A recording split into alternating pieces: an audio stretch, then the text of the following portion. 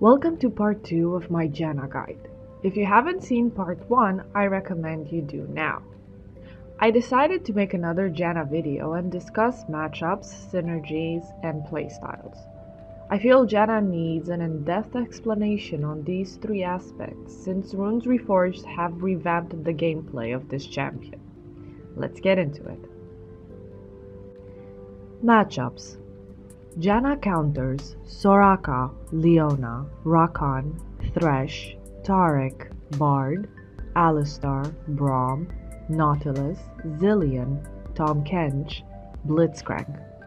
Janna gets countered by Nami, Lulu, Morgana, Karma, Sona, Zyra, Brand. If you ask me, all matchups for Janna are skilled matchups. I separated the lists above to make it more clear what her strong matchups are and what are not.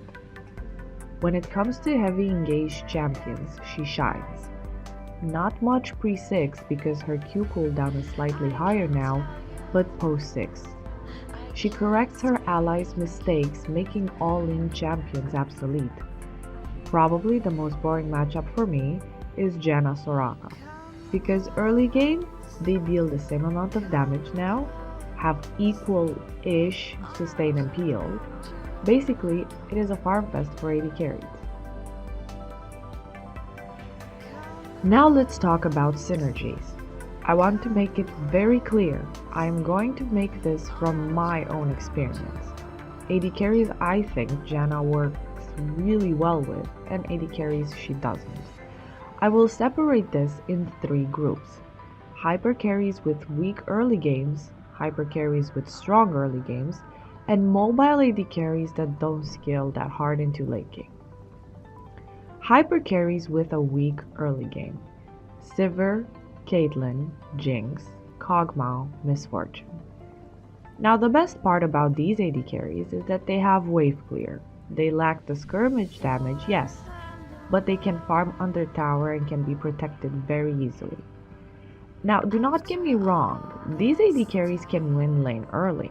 If you catch your opponent disrespecting, overstaying, doing a dumb tower dive, these ADs can snowball early as well without any problem.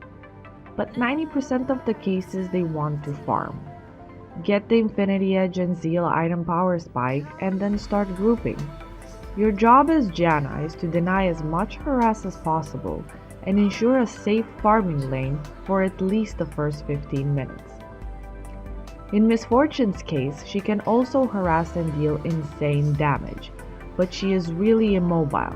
If one stun gets her, she is toast. This is the reason I added her on the weak early game list. Later on into the game, she becomes a teamfight monster, protected by a teamfight queen. But during the early stages of the game, not even a Janna can save a flashless, overextended Misfortune. Hyper carries with a strong early game. Ashe, Tristana, Varus, Twitch, Vayne, Xayah, Draven. Not all these ADs have wave clear, but all of them with a Janna by their side deal insane amounts of burst damage early on in the game. I am amused how Vayne made it to this list because of the tweaks Riot did, improving her quality of life in laning phase. With these ADs, you can play forward without any problems whatsoever. The damage follow-up is enough to kill your opponent or force summoners or bad calls. Also, the best part about this group of AD carries is that they have insane turn potential. If you manage to disengage a gank, there is a high chance you can turn on the 2v3 and win it. Late game, all you have to do is stay close to them and make sure nothing touches them. They will carry the team fights if you do your job right. Mobile AD carries that don't scale into hyper carries. Jhin, Ezreal, Kalista, Lucian. The reason Jhin is on this list is because of his passive movement speed on his 4th shot and the good CC synergy he has with Janna, making him a safe AD and a very mobile one whenever he scales a bit of crit. All of these ADs have fantastic laning phases with Janna. Actually, Lucian Janna was S tier bot lane back in Season 3 all the way through Season 5. You can actually play any way you want with them, but recommended is to play aggressive and forward. You will escape ganks very easily as well as turn 2v3s in your favor. Now my favorite duo lane out of this list is Janna and Kalista. It is so strong. Besides the fact that Kalista has insane early game damage, Janna can proc her W passive very reliably. Once these two are level 6, they become a heavy engage or disengage machine. All-inning a Janna Kalista post level 6 is almost impossible. Janna using Kalista's ultimate will keep everybody away from her AD. Kalista will be free to deal damage and stack spears. Then let's not forget the peel kit Janna has and her own ultimate. Playstyle. I want to pause for a second here and talk about something that is on everyone's mind, the W Janna Max. I tried it and it is very good. I also figured out there is a safe way to play the Max W in matchups you usually want to play passively. I will go into detail as I explain this and laning with Janna together. Laning. Janna has two ways of playing bot lane now, slightly passive and very aggressive. Whenever you are in a heavy poke matchup, there is no doubt about it, you max E. You play reactively and wait for your jungler to gank or your enemies to make mistakes. Basically, you watch how they path, how they farm, how they move up to harass, and you start punishing them for that. In order to do this, make sure you have decent communication with your AD carry. Make sure your AD doesn't take too much harass and is allowed to farm, and laning phase will be easy. The best part about this situation is, if you have an AD that's good at farming under tower in a 1v2 situation, you are enabled to roam around the map, getting the rest of your team ahead. Don't be that Janna that stays in lane where there is no need for her to be. When you are in a good or decent matchup, you either straight up max W. I do that into matchups I know I won't be punished for not maxing E. The harass you will provide is insane. Honestly, I never expected Janna to deal this much damage. Adding Ignite to it, you actually become kill lane Janna. The safer way of the W max is you put 3 early points in E, making sure you reach around 11-second cooldown, and then you max your W. Usually you want to do this when you are matched up with a heavy burst but low poke duo lane. Laning in these situations is actually tricky. You cannot use your Q to poke under any circumstances. Whenever I see a Janna try to poke with Q, I die a little bit inside. Walk up and harass with autos and W. The damage will be significant, but make sure how you walk up and trade. Yes, Janna deals damage, but she didn't grow tanky overnight. She remains very squishy, and if you get caught, you will blow up. So walk safely up the zone and harass and trust your damage. It's there now. The way I do it is like this. I walk up, auto once to proc Airy. Walk further to catch Airy while shielding myself. Use W for another Airy proc, and auto attack again while having the bonus AD from my shield. When playing this style, you want to stay with your AD throughout the game. Since you are playing a more damage-oriented Janna, you want to be there for him to peel and deal extra damage as a follow-up. Roaming. I know you think Janna does not roam, but Janna mains do roam. When to roam? Whenever your ADC recalled, you recalled, or your AD can be left safely in the 1v2 scenario. When your ADC recalls, you move up the river, try to play some deep wards, move to mid, try clearing vision there and maybe gank. If you cannot do these things, but your jungler is around, make sure you ask him to invade with you. You can get a good pick, good deep wards, or even a kill on the unsuspecting jungler. When you recall, after you shop, start pathing mid lane. Since you have high movement speed as it is, once you reach mid proximity, do one of the following. Roam top if your AD can remain in the 1v2 for a longer period of time. I promise you, your top laner will appreciate it. Gank mid. No mid laner will expect the Janna gank. Find your jungler and prepare vision for objectives, either Herald or Drake. Place deep wards and return bot lane.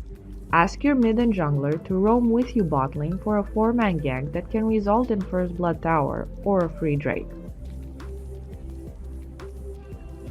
Ganking. When you want to gank as Janna, you need to understand you are Janna. You don't look that scary.